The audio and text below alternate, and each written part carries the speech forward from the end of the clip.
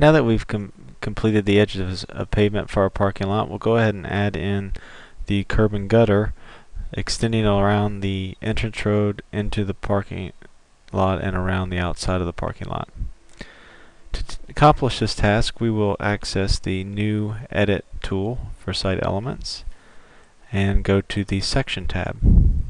The curb and gutter along the entrance road were sections, and we'll use the same section to go around our parking lot. Now we can actually query the element that has a section on it, and the section on that element will then be populated in the table in the dialog.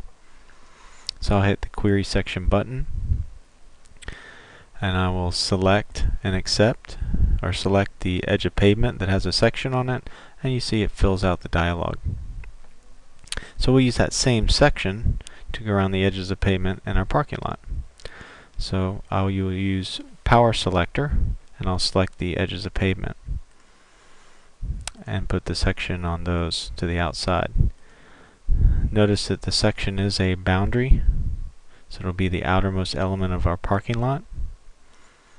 Set the direction and click Apply. Now for the interior of the parking lot, I'm going to go ahead and put one more curb and gutter section on, but this time I'm going to make it a break line. And I'm going to go ahead and continue the curb and gutter section around this first island. And the rest of the elements will get just a raised curb.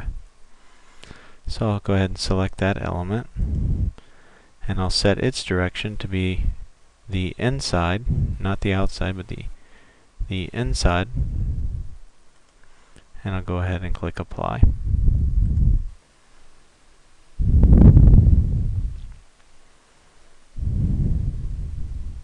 Now things might go a little quicker if I turn my display off and go ahead and finish up with the rest of the sections.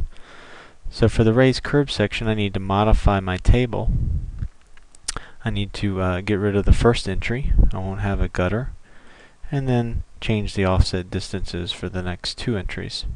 So 0.2 and 0.5. So I'll have a raised curb around the rest of it. And I unfortunately have to do them one at a time, one element at a time. But I will, for example, select the element, set the direction to the inside, and apply. And continue to do that around the rest of the parking lot. So I'll select the islands, apply.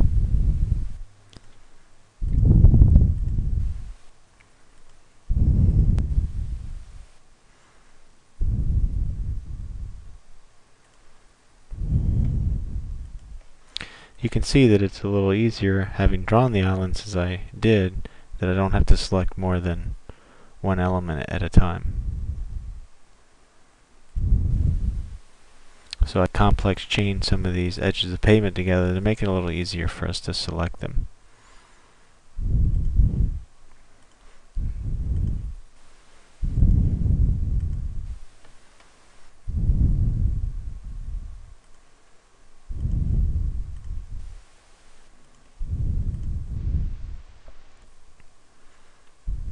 And I'll finish up here with the last two.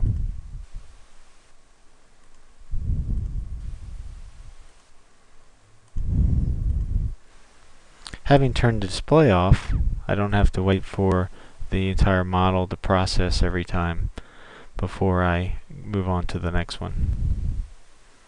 Now I'll turn display back on, and you can see the curb and gutter has been added to every island, or raised curb has been added to every island. And that completes our parking lot.